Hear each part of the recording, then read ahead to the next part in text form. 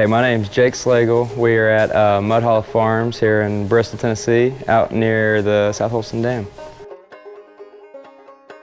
I'm not sure exactly what year my grandfather bought this land. It was probably back in the 70s or 80s. Was mostly used for hunting, fishing. We had some ponds that my grandfather fished. I worked with the special needs programs at Tennessee High in a bunch of their gardens and kind of helped build some raised beds and some hoop houses for them. And I watched how much they loved it, and it kind of made me fall in love with working in the garden and growing stuff, and especially being able to eat your own food or eat whatever you grow. That always is an enjoyable factor of it.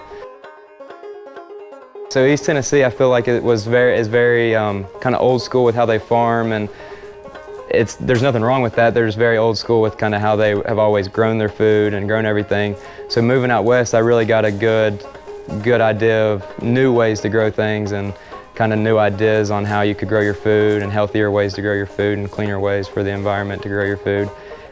So hydroponics was kind of the main thing that I did out there that I really felt like could be beneficial here and work as kind of a business model here. So the setup, especially on this system, it was my first full setup of doing a system was this one.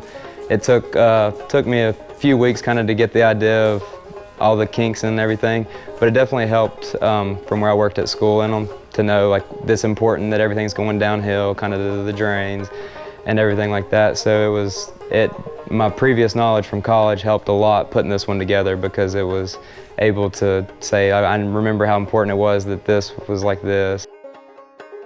So we do, especially during the winter and spring months, we do a Salanova mix. We harvest every week. We take a bunch to the Asheville Farmers Market and sell to a distributor there called Mountain Foods. They sell to a lot of the restaurants and a lot of the buyers down there. We also, it is one of our staples in our CSA boxes that we deliver every Thursday. So every week if you order a box, you're going to get some of this lettuce in it, which is kind of everybody's favorite part of every week's box is our lettuce. So we keep it on the menu and we sell a lot of it that way. We've got a green crisp and a red crisp. We try to do one of each color. If we have a variety, we want to do a red and a green just for looks purposes. In a case, it looks a lot better. So we've got a red and green crisp, we've got a red and green oak leaf, and then a red and green butter. And we use those, like in your CSA box, you'll get one of each color. So it kind of makes a good salad. You can mix them up. There's definitely not as many young people farming is what we need. We need more young people farming. We need more young people getting out in the fields or in greenhouses kind of learning about how to grow our food, because like I said, in 10 years, who knows who's going to be growing it.